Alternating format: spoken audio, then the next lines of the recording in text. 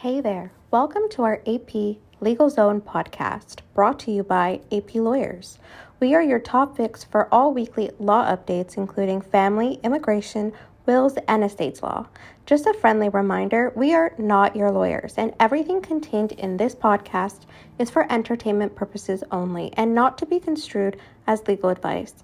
Be sure to subscribe to our podcast so you can stay connected with any updates and get notified about our new episodes.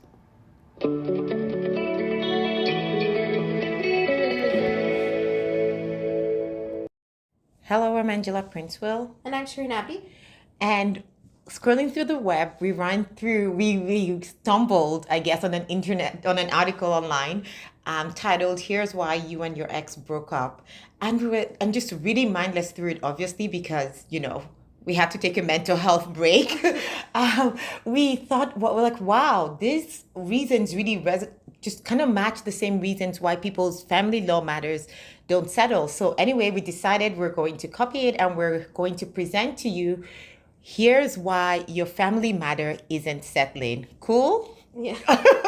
Okay, so the first one was contempt. And the idea behind number one is if you treated the other person like you were better or you felt disgust towards the other person, that's likely a big part of why you broke up. And don't you see that with our matters? If that was the case in your relationship, you feel like even in settling, you're giving the other side power in some things. So you might be a little more stringent on a position. And I feel like some people just feel, I don't know, superior. They feel like or if it's the person that feels like they've been put down, then now all of a sudden they're trying to establish so power that was taken, or just kind of be on an equal footing. Then it can make the dynamic from your relationship to now your family law matter being a little more complicated. Difficult. Yeah. And the second reason is cheating. Oh my God, cheating is popular one. Yes, I would say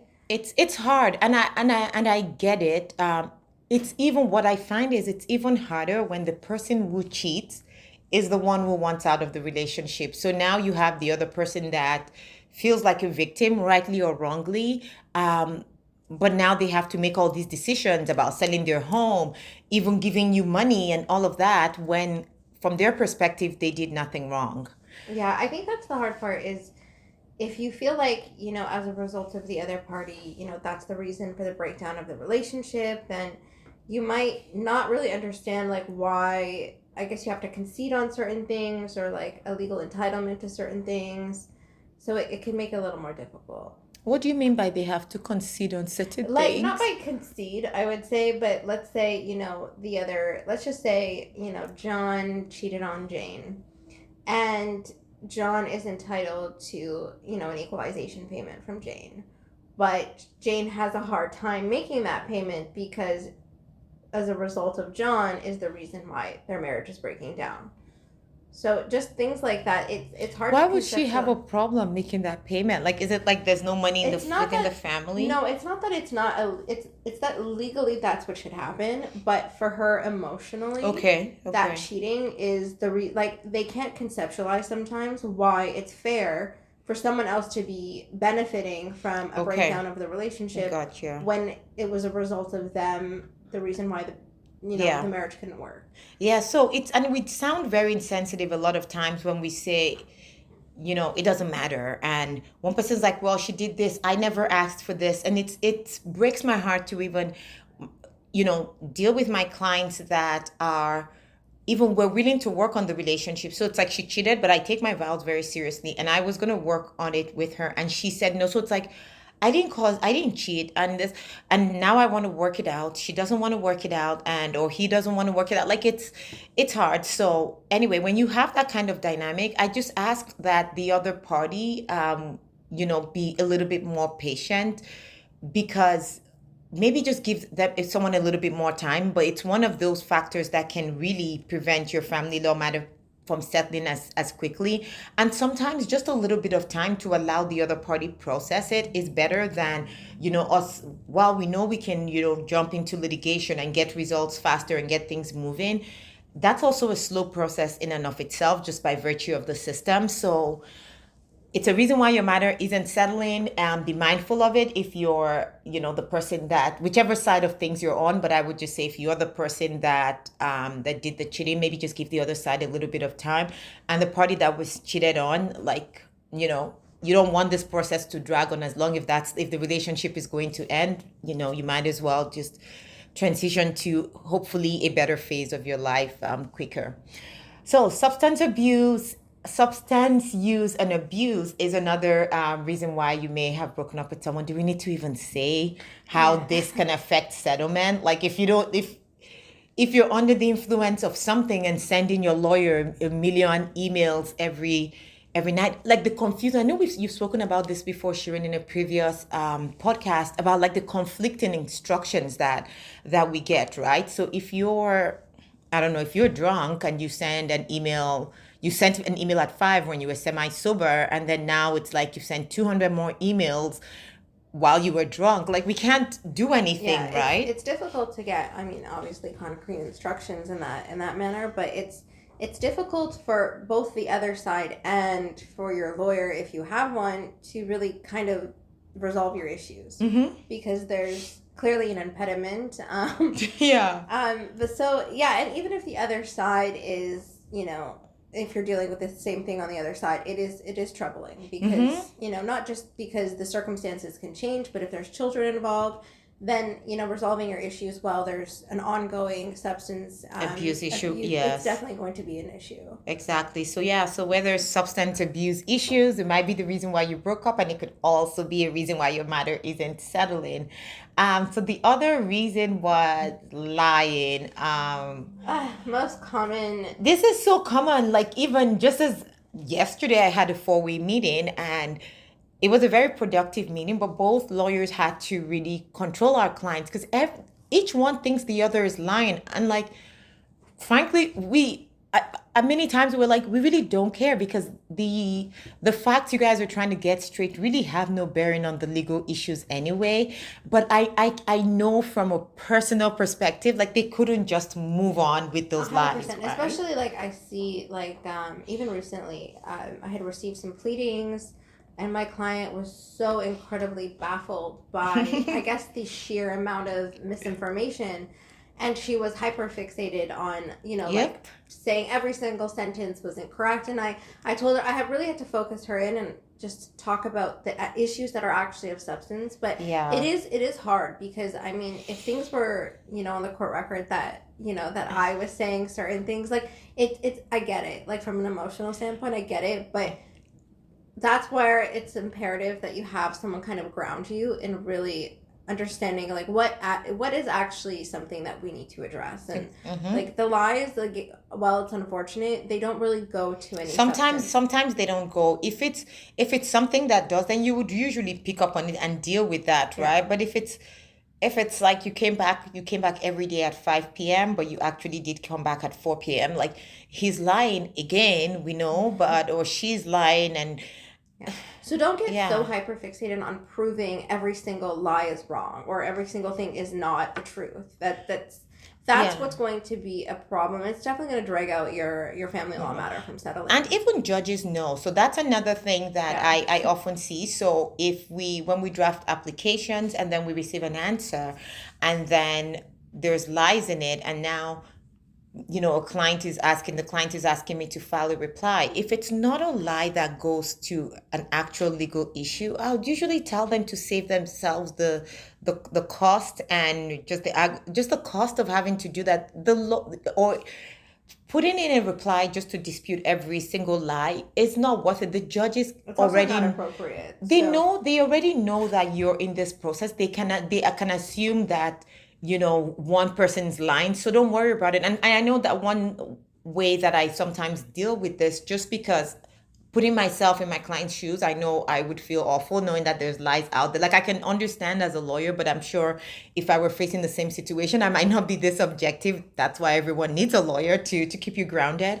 But I mean, what I would usually say is something along the lines of, we're not speaking to, the issue specific. I mean, like, we make a general statement like much of this affidavit is fabricated and is untrue. However, it's not appropriate for us to speak to each one at a time, and we do not admit any of it. Something very general terms like that. I also follow that like approach because it kind of shuts down everything by being so broad and saying, you know what, all of these are like or you can even pick paragraph numbers separation. So I mean, I could also ask for that portion to be stricken, but but again, it delays your matter if it's not necessary. Let's move past it. So, but we feel you. We understand. It's annoying. The judges know it's a he said, she said. Like, yes, they get it. They do. They're fact finders. They're going to sift through the material when they need to. And if it does get to a trial, and if it is material, then you can prove him to be, or prove her to be, the liar that he or she is. But understand that a lot of times, like, we don't even get that far for status. The credibility of it, like, for some people, they want to prove right from the get-go that this person's credibility is at stake. But even if we prove to the judge that that other side is a liar, it doesn't change the amount of support you have to pay. It doesn't change parenting time. It doesn't change equalization. So why am I going through the trouble of proving the liar that they are, right? So again, when we say these things, it's really just to help you move your matter along, because we know that there's a better life out there for you, and we just want to transition you through this process as painlessly as possible. 100%. Yeah. The other reason why your ex broke up with you, financial issues. I mean, hey, it could be overspending, being too frugal. It goes either way, right? I mean, it's easy to see for overspenders, I guess, but honestly, there's times that some people are frustrated that the other side is just too frugal with money. Yeah, especially when it comes to, I guess, them and their support, and then the like meeting basic needs. Yeah. So and then even I think another, when it comes to the financial issues, I just want to mention that now that you're separating, first, financial reasons is a huge part of why couples separate. Financial pressures that manifest in all kinds of different ways. But in the context of a separation as well, some people just can't conceptualize that their ex no longer has to do certain things for them, right? Yeah. So now they're thinking, well, why is he taking the home? I have the kids and I need the home for the kids, and he should pay the mortgage and pay for groceries and pay. Yeah, but, like, he was paying my car insurance, like, yes, or my cell phone. Like, why can't he still do that? And which he could from the goodness of his heart if he wanted, but now there's no legal obligation for he or she to continue to do that. And I find that sometimes it's shocking for people and they can't move past that. And we're showing them the numbers, but it's not enough, right, to meet their basic expenses. And in some cases, legitimately, the other side can afford to give them extra funds, but they choose not to, but they don't have to, I guess. Yeah, and from like a different perspective of financial issues, like oftentimes people may be fixated on past financial issues that they've had, that they want to focus on, although sometimes, for the most part, they're actually quite irrelevant. So things like that, happened 10 years before you separated. No one's gonna care. You have that's a very good perspective, actually. Sometimes, this manifested itself at my meeting yesterday as well, where, it was at one point, it was like, well, when we were married, he did this, that, and that. And why did he use, it was rent, to be specific. He collected rent for several years and he never gave me any of it. And I'm like, I understand, but what you guys do during the marriage isn't really a concern now from a legal perspective. It might be the reason why you're here. You didn't like how we handled your finances, but we're not going to go back and ask him to reimburse you for all the rent that you never got. Yeah, there's also no entitlement to something like that. So it's, if we fixed on that, and thankfully this was my client, so I was able to kind of get movement on that and say it's really not relevant at this point. But even going forward, so we get to the issue of the matrimonial home and selling the home versus the other side buying my client out. And my client was okay with the buyout, but her concern became, well, what if he rents out the home? I know that's what he's going to do. He's just going to rent out most of the home and he would sell it eventually. And I'm like, I know. But it's also not. It's not your concern anymore. Yeah, you can't manage things to that perspective. Like but that's also a good consideration as to why maybe things are taking longer to settle. So be very mindful that, while I'm not trying to diminish the importance of what happened during your relationship, but we're only trying to strengthen your position going forward. And Yes. I guess hyperfixating on things that are quite irrelevant from a legal perspective, then it wouldn't be really too helpful. So. Yeah. I agree. Yeah, so the other reason why he broke up with you, does it even say he said, here's why your ex broke up. Okay, so so hey, scratch that, okay? It's gender neutral. So there's how your ex broke up for you. Poor communication was the next one. So I mean, hey, if you were there are some great communicators in this person. It's always shocking. It's always shocking to me when there's one great communicator and the other party is not. But then it's always very shocking to me when they're both both really great. Then because most times if they're not great, then it's like, okay, I understand involvement. Yes, or even I understand why the relationship is even broken up. But when they're both articulate, they're both.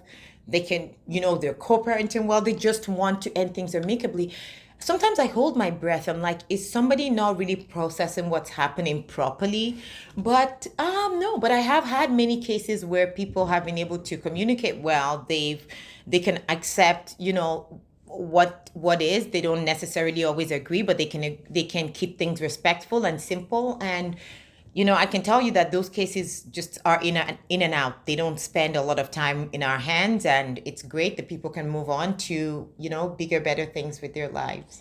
Yeah, so if you have a partner that's not communicative, that's going to be a problem in maybe resolving your issues. Even if you're the person who doesn't like to communicate why you believe you're entitled to X versus things like that could prolong your matter because you're not really... Again, you're not communicating properly. So, yeah. Yeah. The other reason is anger issues. So, and this is talking about losing your temper, small arguments escalating. This one just goes not beyond just settling your matter. Especially if you have children together, this is one you really want to watch for if you're the person with the anger issues. And I know that it's obviously hard to self-diagnose yourself with anger issues, but we all need to reflect, right? Sometimes, because this is, if you have anger issues, it would prevent your matter from settling, and it would make co-parenting so difficult, even so much so that you may lose parenting rights that you otherwise could have had. So anger issues, and honestly, even if you have a reason to be angry, no one's disputing that, but it's the way in which you conduct your behavior and that anger. So you always want to be careful, because I've even had recently, a party agreed, then got angry, and then didn't agree, and then, was fine, and then again got angry. So these things just prolong your matter. So you want to be mindful that your emotions do have a big role to play. Yeah. So you may want to just consider that. Yeah. And the other reason, social media addiction. Okay, that might be the reason why someone would break up with you, but in the context of why your family matter, what social media addiction could do when it comes to settling your family law matter is, well, what's a classic example? Someone goes and posts something silly about the other side on social media. Now we've gone from what should have been an otherwise easy process to now us trying to make tort claims by tort I mean civil wrongs. Now we're saying you invaded their privacy. We're asking for damages. Some people are so out there with their relationship that it could present an impediment for settling for sure. Of course, and if you're out there, saying very negative things exactly on social media, it's not helping the other person feel comfortable with the settlement, and they also would be very upset. So, and the courts don't like it. So and even refrain. On the flip side too, this so-called the perfect parent on social media that's always posting things. I had a client that was, used to be so upset because the partner would always post things on social media with the kid and things like that, when there was no involvement outside of social media, right? So it's almost and I saw that manifest in the form of my client being difficult to agree to things as simple as, just first day of school pictures, for example, because it's like, well, this gets posted on social media, but they didn't get to do anything. Why do I have to do that? So That's interesting. yeah, it was, but I had to, ground my client and in understanding that it's really not your role. But it was interesting to see social media in a what would otherwise be a positive sense kind of be an impediment to settling like what would be ordinarily easy issues.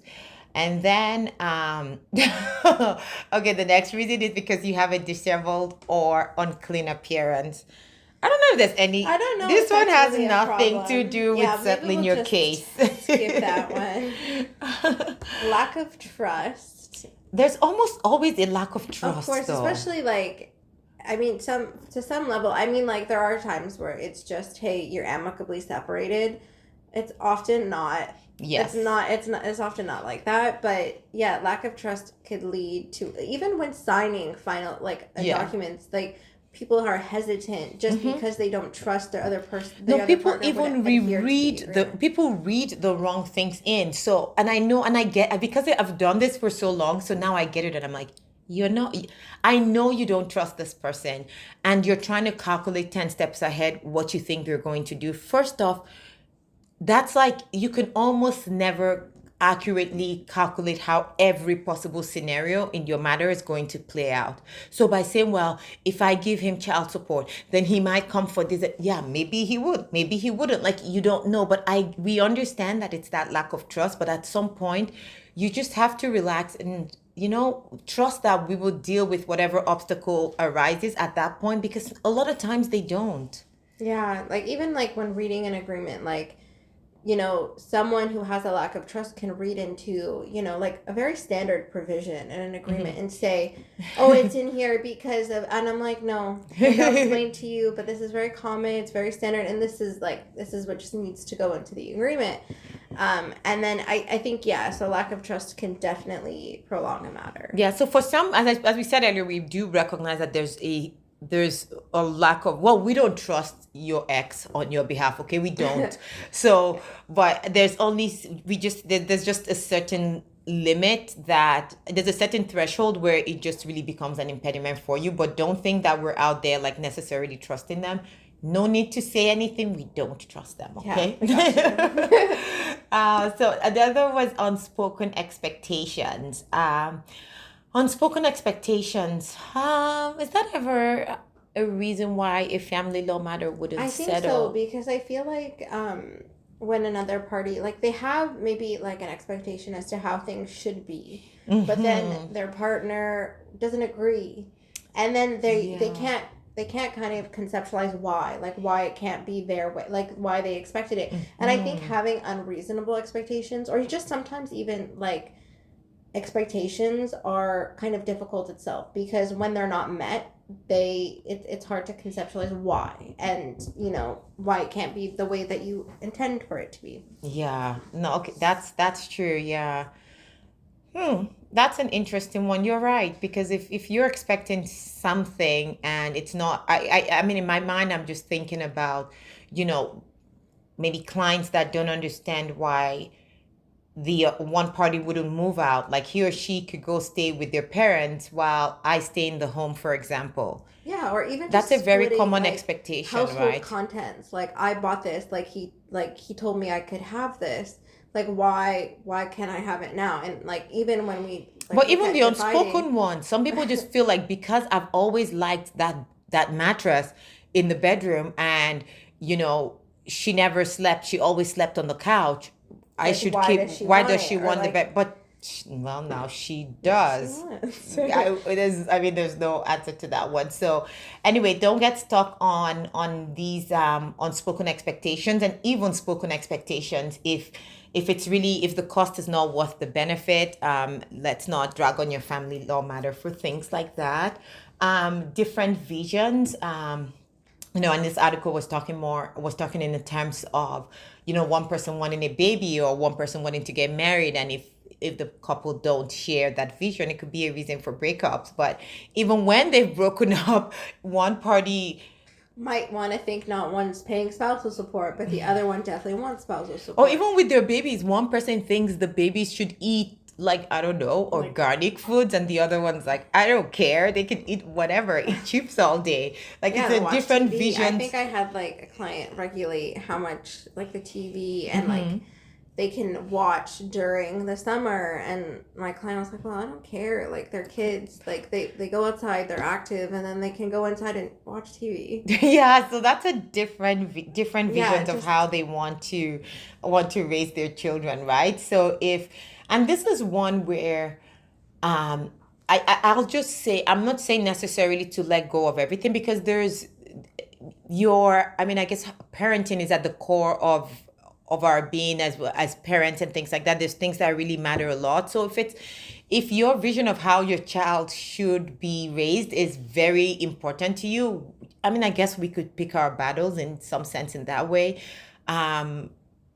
I don't know. It will delay your matter settling. That's what we're not saying is especially right how or wrong. far apart, and if you're very I would like very particular. I would say if you have an exact vision of how you want things to play out, I mean, we might have to manage expectations in that regard, just because sometimes there's only so many things you can actually dictate. You know what's interesting? Like the new Divorce Act now has made it very clear that the parents with whom the children are with on a day-to-day can just like make those decisions. Exactly. And so that's going to be helpful, because in the past we've had clients, and been on both sides of this issue, we've had situations where a parent wants to kind of dictate what happens, like what meals they eat and things like that. So with these new changes to the Divorce Act and the Children's Law Reform Act, now day-to-day decisions are going to be made by the parent with whom they are. And if you have a very fixed vision on how you want your child to be raised, well, we'll try to get the cooperation of the other side. We will try to sell it to them if it's in the child's best interest, but just understand that it might slow down the settling of your matter ultimately, right? So growing apart is another reason why you guys might have broken up. So, well, I don't know. Sometimes like you don't want the relationship to end, so you might want to delay. So like that might be intentional, or sometimes it's more of an emotional, like not letting go, like not wanting things to settle, because ultimately that you and your partner are not going to be together anymore, and things are going to kind of be set in stone. Well, nothing's really ever set in stone. But it makes sense. So if you are having kind of issues letting go, like that's kind of where we need to like stop and assess, so that way we're, understanding where to take your file. And the other is lack of compatibility. So one person has different political views and I don't know, different sense of humor, different spending habits. And this is almost every case that we have, in some form or another. But it doesn't, I mean, your differences can be your strength, okay? It can be your strength. But for maybe like I could see it being an issue when you're co-parenting with someone. So like those differences maybe needing to be kind of, buckled down. But yeah, it's very common. Like, I mean, you're here because you're clearly not compatible anymore in that regard. Well, I would assume. Yeah, we would assume so.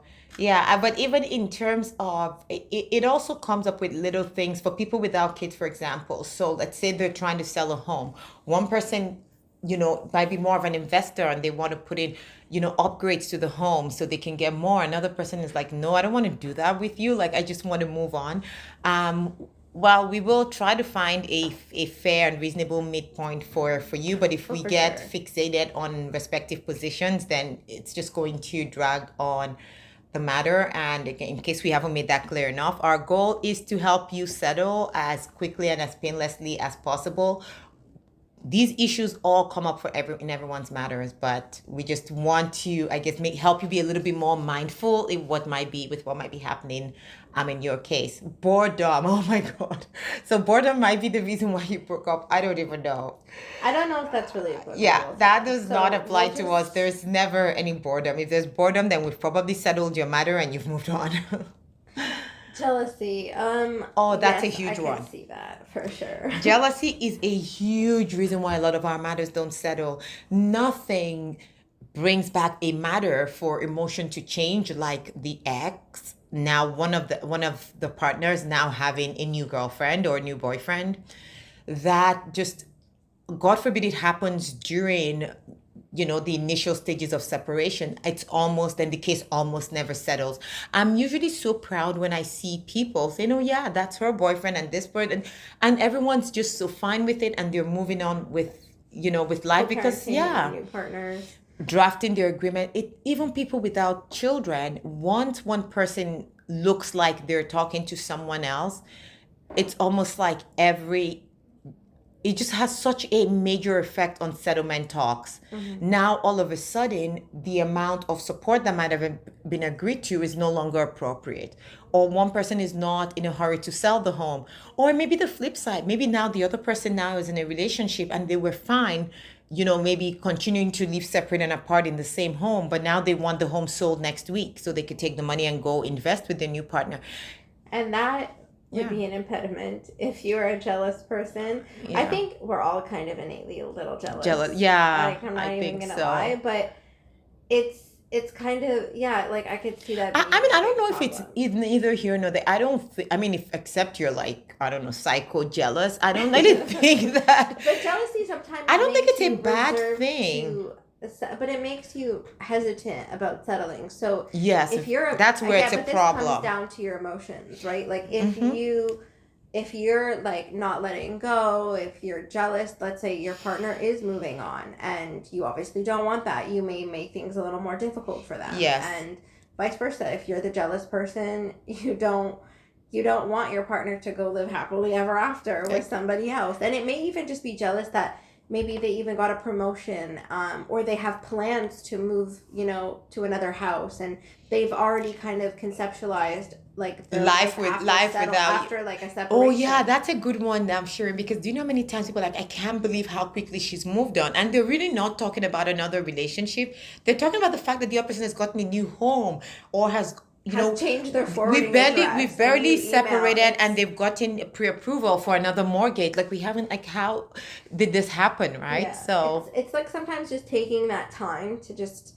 really understand how you're feeling, and sometimes even like therapy is useful. I think so. I think it's helpful. If your emotions with anger issues, jealousy, all of those things, like that's where sometimes maybe therapy before kind of dealing with the substantive issues may be more viable, or while you're dealing with the issues. I agree because if you can speak with a mental health professional in any capacity to help you through these matters, it really would, I find that like with I keep going back to collaborative processes, but with collaborative family law matters, because a lot of times we involve family professionals, they're usually the therapists, the social workers, and things like that. I think it's very helpful. Oh, 100%. That's like the biggest benefit, I think, to collaborative. And some people, the party that's not jealous, so the other side that maybe is the one that's moved on quicker than the other, might be wondering, well, what's going on? Like, why is this so slow? But you have to understand that sometimes another party just needs a little bit more time, and I keep coming back to that, being patient, sometimes just a little bit, because the alternative being litigation, you may not still move things as quickly if this one person could just still be a headache regardless of what process you're using. So anyway, hopefully you're the person that's a little bit jealous and you can realize that this isn't helping your family law matter settle. If the relationship is over, it's over. Let's deal with the issues and move on. 100%. So emotional neglect. I think that kind of like tags on to like the jealousy, the anger, the emotional aspect. That's true. So what would say about emotional neglect, I guess, is just speak to your therapist. If you don't have one, maybe look into getting one, or maybe a really good friend, family member. Don't neglect your don't neglect your emotions. It I think most of this really are emotional reasons, right? Oh, Most of yeah. them. And sometimes, like, even if you just have a good supportive system, sometimes, though, like, that can be a catalyst to, like, more problems because they may support you in just maybe standing up for yourself and things like that, which I fully agree with, except, like, within reason. So, but yeah. The next one, trying to change your partner. This is, like, It's I think it's a lot of people. yeah. Or a lot of Or us, like we they should say. can't. I feel like I get so many clients who are just like, well, why can't he do this, or why can't she be like this, and or like they want to change them so bad, and I think they're not understanding the whole reason they're kind of in this is because they are who they are, and I'm sure they wish they could change things about you and vice versa, but trying to go through the process and hope for that change is not something that you should be doing during your family law matter. Like, it's going to prolong things, and trying to justify why they should be changing and things like that, again, Yep. it's only going to increase legal costs and not resolve your matter. I agree. The next one is comparing your relationship. Okay, I'm going to change this in our context to comparing your settlement with your neighbor, brother, friend, everybody else. Oh, yeah. Your matters are different. Oh, 100%. Like, I'll get, like, someone who clearly has to be paying, like, some child support, and then we'll compare with a friend of a friend from work who never paid child support in their separation agreement. And I'm like, well, that's nice. You but don't- if she doesn't agree, like, You don't know their situation for status. Like, we're all not, like, it's not a one size fits all. And Exactly. again, just like families are not, they're not one and the same. Like, everybody is different. Every legal issue is different. And people are different. So Exactly. And it goes back to what you were saying about trying to change your ex. Maybe you're thinking, why can't my ex agree to no child support? After all, my buddy didn't have to pay child support and blah blah blah, and all valid reasons, but she's just who she is, and Exactly. if they don't agree and that legal obligation exists, I mean, first off, we're going to make sure that you don't give anything more than what you're legally obligated to do. and where there's like a claim, we're going to be pursuing it. Like, there's no doubt about that. Like, we do have your best interest at heart, but we also are going to let you know where we know which fights we shouldn't get into. And I tell people, I'm a firm believer in giving as little as I have to from a legal perspective. But I believe that if morally you want to give more, feel free to do it. Yeah. So if your legal obligation is $1, I don't want to offer $1 more. It almost gives me an ulcer. Now, when you're done signing that agreement or we're done making that order, if you want to gift the entire home, whatever you want to do after the fact, if you want to give $5,000 over and above your child support, go ahead and do that. But if you're going to do that, maybe tell me so I can include it in your agreement, because I have to add a caveat there. Like those, if your generosity could create a legal obligation for you in the future. So I just want to park that there. But having said that, I just, we want you to know that your lawyers, as your lawyers, at least with our firm, we have your back, and we would not, much as we're trying to help you settle and move along and things like that, we got your back. We would pursue any claims that are necessary. We will just kind of follow up on everything that needs to be followed up on. So the last one, refusing to compromise. I mean, that sums it all up. I feel like that's, pretty self-explanatory. You can imagine. Remember, don't be so inflexible. Like, just understand that you can't be so stringent on one and stubborn on one position. There is compromise, and like, I think the judges say it best. If you're both feeling like you lost something, then it's a good deal. Judges say that all the time, and that's so true. For some people, compromising, or I shouldn't say some people, for me as well, I know it's harder to compromise when I'm so right on the law. Like, there's certain things that I would not compromise. Child support is one of them, right? If my client wants child support, it's so straightforward. But even within that child support umbrella, if we're going after retroactive child support, for example, and it's a huge lump sum, I like to do cost benefit analysis, right? Like, yeah, you may spend $10,000 to go make sure we get 20, and maybe just maybe the courts will give us $5,000 in cost. It's going to take us this many years to get there. And then emotional, like, yeah, toll. the toll. And so sometimes we may talk about lowering it. Like we try to find flexible ways which still make you feel good about what you're doing, but at the same time deal with the issue so that you're getting the most efficient and effective resolution and possible. if as a matter of principle some of these things matter to you, we would, even regardless of what we think, we would not compromise on an issue that you say is absolutely important to you. We just want you to be mindful that if that's the case, then don't expect the matter to settle quickly. Yeah. Right. So without that compromise, yes, if you're in the right legally, we will tell you, like I said earlier, we would not take you into a fight that we don't expect you can win. But if you tell us, you know what, this matters the most to me. Like some people are just absolutely against paying spousal support, even when the obligation exists. And we can tell you several times what it is and all of that. But if from a moral perspective, and please don't do this, would really rather you don't. If you have a legal obligation, we got your back, and if we tell you that's what it is, like, we want you to listen to us. But for some people, they just can't cross. There's just some thresholds that boundary that they can't they would rather a judge just tell them like that's what they're and going that's to fine, do. because sometimes, like, I understand that, like, if you need the judge to absolutely tell you you're going to be paying child support, you're going to be paying spousal support, then that's fine, because maybe that gets you to settlement. But if even after hearing that and you still don't want to pay, I mean, then it will get ordered. Yeah. But I think from the context of this podcast, we're just saying, understand that you're delaying settling your matters. So we think of different creative ways to compromise. And if you're saying that context of the child support, retroactive child support, for example. So if my client's the one to pay, maybe the concern is a payment schedule, for example, right? So if the other side is refusing to compromise, then maybe we can find a way to spread out the payment so it's easier. But we have to be creative. We can't be, I guess, fixated on things. It might have led to your breakup, but at least we hope we can help to settling your matter quicker. Yeah. All right. That's the end of that article. We could go on and on. I mean, our job is fun, and we know that we're dealing with people in the most difficult of times, and we take that responsibility very seriously. And that's why we try to put out as much content as we can from time to time to just help you as you deal with your matters. So until we find another interesting topic, we will say goodbye for now. Bye. Thanks for listening and joining us in the AP Legal Zone. We hope you enjoyed this episode. You can find more episodes by searching AP Legal Zone on anywhere you watch podcasts. Be sure to subscribe to our podcast today so you can stay connected with any updates and get notified about any new episodes.